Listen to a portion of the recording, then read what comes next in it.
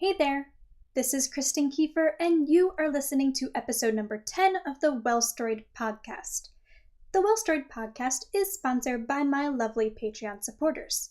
If you'd like to donate a small amount per month to help make this podcast and all of the work I do at Well Storied possible, you can do so at patreon.com/wellstoried. I don't have an exact date for when I first began writing, but I do know that it was somewhere between the middle and the end of May, 5 years ago, which means I'm celebrating my 5-year writing anniversary.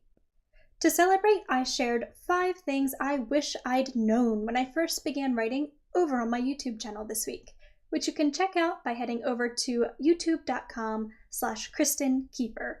There is also a link to that on my website if you're interested in checking it out. One of the things that has helped me most in my writing over these past 5 years is figuring out my writing routine.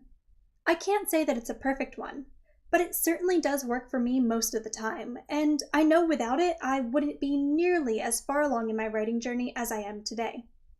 That's why in today's episode of the Well Storied podcast Archived, I'd like to dig way back into the Well Storied blog archives and share with you one of the first articles I ever wrote for the blog. 11 Tips for Building Your Feel-Free Writing Routine.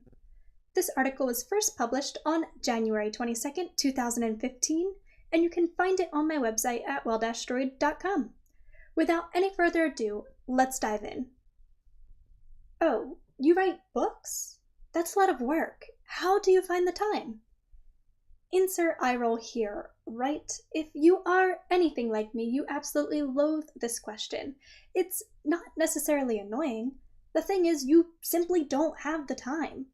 With your job and school and maybe some kids, with trying to get some sleep and going grocery shopping and everything else that life throws your way, it can be insanely hard to sneak in a few minutes to say hello to your imaginary friends. And rightfully so. We are writers, but we also have crazy hectic, normal people lives to deal with too. I don't know about you, but I sometimes feel guilty for not writing all day, every day. After all, writing is my passion. I should want to do it all the time, right? But I also don't want to be chained to my desk 24/7. I miss that yellow orb thing that hangs in the sky. That is why, through much trial and error, I discovered and made a few simple changes to my writing routine that gave me more freedom, less guilt, and better, or killer, drafts. Want to do the same?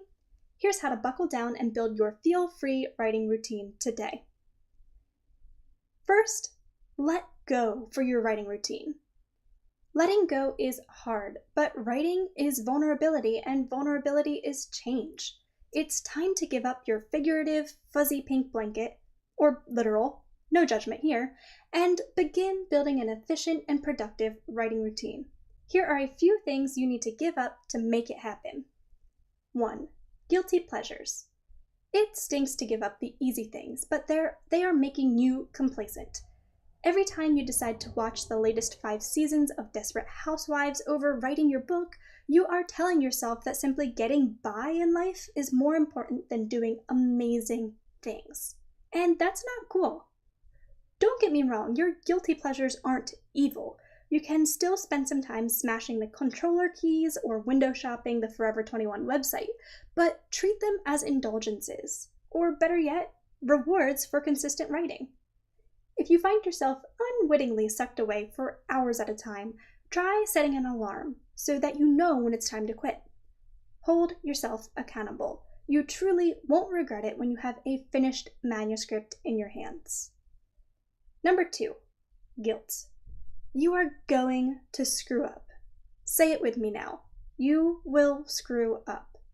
Keeping any type of writing routine is darn hard work, and you're going to mess it up from time to time. There will be days when you forget to write, when you get sick, or a family issue takes precedence. Whatever. Life happens. And writing should always bring you joy. While a consistent writing routine is key to actually finishing your book, don't drag yourself to your desk. When you make writing a chore, you tell yourself that you have to do this thing or your day isn't complete and your life is not fulfilled. Just don't beat yourself up over it, right? When you mess up, tell yourself that you'll get them next time and move on. Number 3, excessive research. Maybe this one's just me, but I will research and daydream about my story for days on end. I just never get bored of it. I tell myself that I'm creating the best version of my story before I begin to write, so that I will have less work to do in the revision period. But when I do this, I never seem to get around to the actual writing. Last time I checked, authors don't write best-selling books by simply thinking them into existence, right? I mean, that would be pretty amazing. But, completing pre-writing and doing research before the first draft is always a smart idea, especially for us planners. But there comes a point when you simply must sit down and write. No matter how much you plan your first draft, it will always need revisions. So get over your excessive research addiction and go be a writer. Now it's time to get organized for your writing routine. If you are a bit of a perfectionist, you are going to love this section of our episode today. On the other hand, if you tend to be a lazy organizer, I do apologize. All the same, getting organized for your writing routine is the key to feeling free, so roll up your sleeves and let's get to work. Step number 1, create a retreat. Writing is a sacred thing, as silly as that may sound. It's a highly personal and extremely vulnerable act. Good writers write until their souls bleed onto the page because that is what makes writing great. Such a singular act deserves a place of singular purpose. That's why it's time to create a writing retreat, a specific place for you to write that is solely for writerly use. Find this place, then surround yourself with things that make you happy and comfortable, things that relax you, and things that inspire your writing. For me, this space is in the corner of my bedroom. My desk sits in front of the window where I can look out at my little country road. I like to light up my lavender aromatherapy candle before writing, and I also have my bookshelf nearby, so I am constantly reminded to walk in the path of authors who came before me. Number 2, organize your week. If you are like the rest of us, your life is chaos. There are so many responsibilities that clog up your week and leave you feeling drained. Finding time to write somewhere in there might seem bananas, but you must make it happen if you want your dreams to become reality. How do you tackle such a task? By getting your life in order. When you look closely at your weekly schedule, you'll notice that some tasks are not as important as they seem. Occasionally, we even create busyness in our lives that we feel normal. How pointless, right? It's time to cut the crap and get your priorities straight. Take a good look at your schedule. What to-do items are truly necessary? Can you pare down or eliminate any others? Try creating a chart to find out how you can make the room to write. And if it comes down to it, go ahead and pencil writing time right into your week. Whatever it takes, right? Number 3, it is time to go pro. It's time to treat your writing professionally. That means no more writing in bed unless that's your retreat space, and no more watching television while you type. That may seem harsh, and maybe you just scoffed at me a bit, but if you want to make writing your full-time job, then you must treat it like a job now. So get a shower, brush your teeth, and put on some real clothes. I will even let yoga pants slide. Treat your writing with the respect it deserves, and it will return the favor. Number 4, keep your notes nearby. Time to scrounge up all those story notes and make them pretty. Get yourself a nice binder with tabbed sections if you keep physical notes, or try out a program like Scrivener, Evernote, or OneNote if you prefer digital. Whatever your preference, it's time to get your notes neatly organized in one place. Once you've got them organized, keep them nearby in your writing retreat. You'll want to have them handy so you can refer back to them while you write. And don't forget to back them up. Try Dropbox, Google Docs, or even just a Sentry Safe to keep your notes safe from fire, flood, or digital destruction. And finally, it's time to do things differently for your writing routine. If you want to change your writing routine, you can't stay complacent. It's time to switch things up so you can put your best writing forward. Sound like a plan? Here are a few tasks you can tackle. Number 1, change your viewpoint. The word can't is so limiting. I can't eat sugar, I can't go shopping, I can't go to that party. It leaves us craving what we can't have and feeling guilty when we mess up. Instead of saying that you can't do something because you must write, try thinking that you don't do those things because you are a writer. Make sense? I don't watch television during the day because that is my designated blogging and writing time. But do you want to know a secret? I love television. Give me a good story in any format and I'm sold. For a while, watching television was eating away at my valuable productivity time, and so I had to make a choice. Telling myself that I don't watch television during the day, rather than that I can't watch television, helped alleviate my desire to reach for the remote control. Number 2, grab a snack. This tip might seem superfluous, but I promise it's not. I'm talking science here, okay? Eating small, healthy snacks throughout the day is actually great for boosting your brain power and keeping you focused, which is awesome for me since I always seem to be grazing on something. Keep something small at your desk, such as fruit or trail mix, in case you get the urge to eat.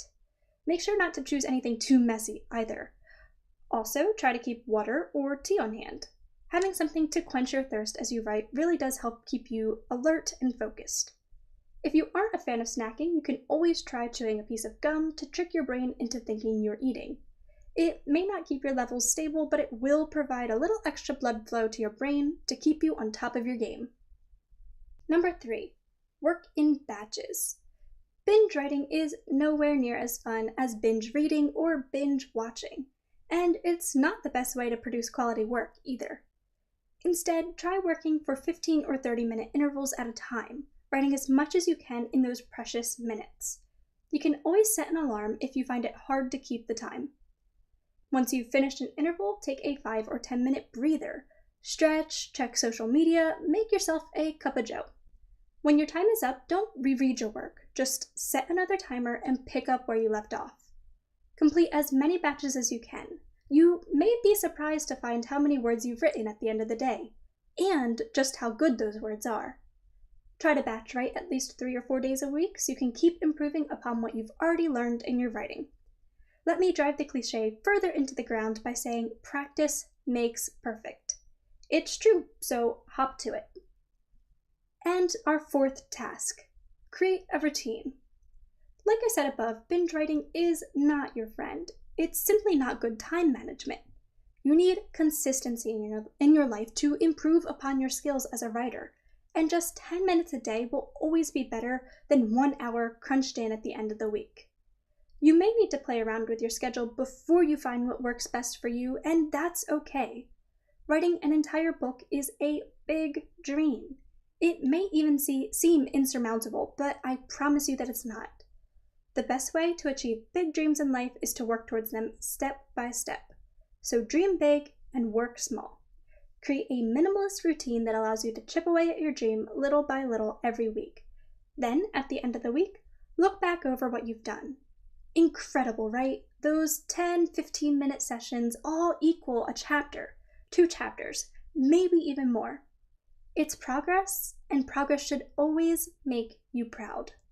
In a previous edition of the article that goes along with today's episode of the podcast, I mentioned that I was preaching to myself in many ways.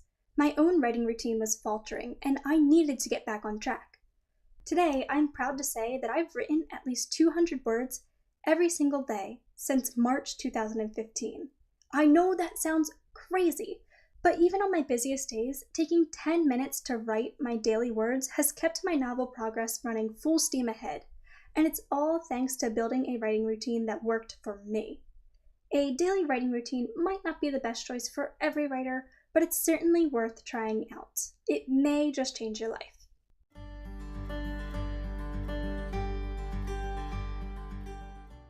I'm Kristen Kiefer, and thank you so much for listening to today's episode of the Well Storied podcast. Remember, you can always find the transcript for any podcast episode over on my blog at well-storied.com, as well as many more articles on the craft of writing. Thank you again for listening, and I will see you guys next time. Bye!